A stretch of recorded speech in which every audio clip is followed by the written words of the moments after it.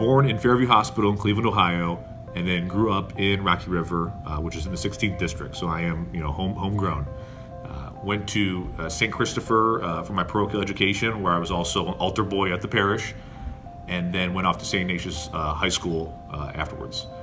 At St. Ignatius, I was the president of the Young Republicans Club, which I think shows kind of a great trajectory and also just a loyalty to the party for a very long time. Son of Mark and Nancy, both of them, including my mother, worked full-time ever since I was a little kid. And I think a lot of people can identify with that nowadays, with both parents working. It makes me, as the oldest sibling, kind of had to step up a little bit, take care of my younger siblings, and also, I started working at a young age. I'm running for Congress first because we are at record low numbers of veterans in office. And I think that matters because, veterans have a unique perspective of putting the country ahead of themselves. And we're not really seeing that with our politicians right now. Secondly, also because of my particular training and deployments with the military, I gained invaluable leadership experience. And when I go around the district, on top of just the issues people talk about, they just want better leaders in Congress. And I think the kind of leadership training that I've gotten and I've used in the military, you can't get anywhere else. I'm also running, in terms of just messaging, I'm running on an America First message. I believed in that even before President Trump came around and was able to kind of talk about that more vocally and win on that message. But that's the kind of lane I'm running in, and I'm proud of it, and I'll talk about that all day, whatever particular issue, if we want to talk about the economy, trade, immigration. But I think we need more people to advocate for that message in Congress, and that's also why I'm running. Like a lot of people of the greatest generation, my grandfather served in World War II. He was in the Navy, and he was a minesweeper. My other grandfather stayed home because he was a state highway patrolman in Ohio. So that was kind of a cool legacy to have as well. And then, I was the first one. Neither my parents served or any immediate family there, but then I joined ROTC at Ohio State, and I commissioned as an infantry officer in the United States Army.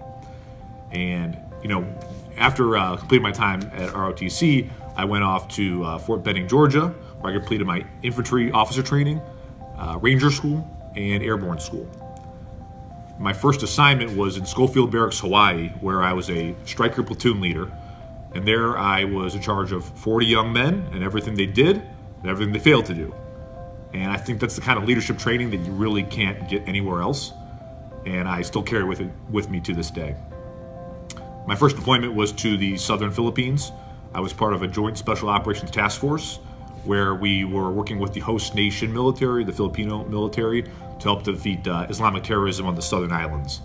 And there it was a joint operation, so we worked with Navy SEALs, Green Beret, Marine Special Operations, and it helped me learn you could really put the mission ahead of yourselves, because we're all coming from different organizations, but yet we had the same mission, same goal, and we got it done.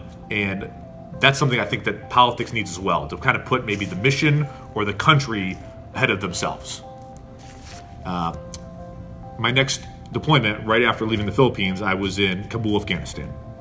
In Afghanistan, I was a convoy commander. I would lead vehicles, drive them myself, lead vehicles through the city of Kabul, in and outside the green zone, and we would just move equipment and material and people around Kabul.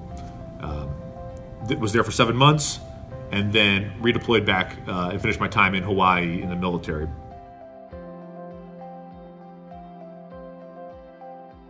In terms of just foreign policy, I think it's also important to have veterans in Congress because we have perspective of what it means to send men and women into harm's way. I'll be honest, when I was in Afghanistan, there were times where I wasn't exactly sure why we were there. And that's because our politicians are the ones who decide where we're going. And we need more politicians who have been in my boots, basically, and been overseas and know what they're putting our men and women into, because right now I think there's the disconnect, and it's causing a lot of turmoil with the military and then the politicians in Washington.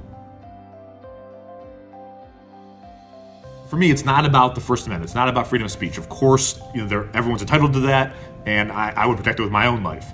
But the flag in our country, it's actually even more meaningful than countries in Europe or abroad. Our flag is a unifying symbol. And we're bringing a lot of diverse people under one banner in America. And I think to disrespect it and to kneel is these players are actually the ones that were being divisive. Some of these veterans that I've been meeting, they're Vietnam era veterans. And when they came back home, a lot of them were treated awfully by the people that were receiving them. They were spit on, they couldn't get jobs, and that's a lot of our homeless vets are actually from the Vietnam era. And when I talk to these vets who are from the Vietnam era in our district, they're some of the first ones that don't even watch NFL anymore and turn off the games in their local lodges, because when they see these players kneeling for the flag, it brings them back to times where they were just treated awfully and people didn't respect them or the country or the flag. I have, visited people all across this district right now, and there is a different consensus on what's going on even within our own district.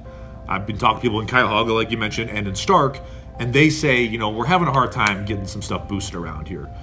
But then they even tell me, but look at Worcester. Worcester actually is kind of booming. And then I met with some people in Worcester to say, well, what is going on here that's actually so successful? And they tell me, it's actually not the federal government coming down from on high and bestowing a bunch of knowledge or even money to them. It's actually working at these public-private partnerships at the low level, at the city council level, and having these, Wayne has the Wayne Economic Council that they've able to do it like a 10-year plan and see it through. And we're actually seeing results of Wayne's success based off of something they implemented, over a decade ago. And that's something I want to promote. So it really starts at the low level. And I think as a Republican, I'd be the first to say the government doesn't have all the answers. And we're not meant to be in everyone's lives all the time or in businesses' lives all the time. We're meant to promote things like that, things like Worcester is doing with the public-private partnerships, and let them develop their 10-year plans and be, good actors in that. I am not the establishment's candidate. I am running as an outsider, and I'm proud of that. The establishment kind of got us to where we are today in the first place. And President Trump was a rejection of the establishment, and that's the right direction that we need to go. We need to put America first. The establishment wasn't doing that. Last 8 years, really last 20 years, we've lost our standing as a country, and America being weaker makes the world weaker. When America is strong, the world is strong.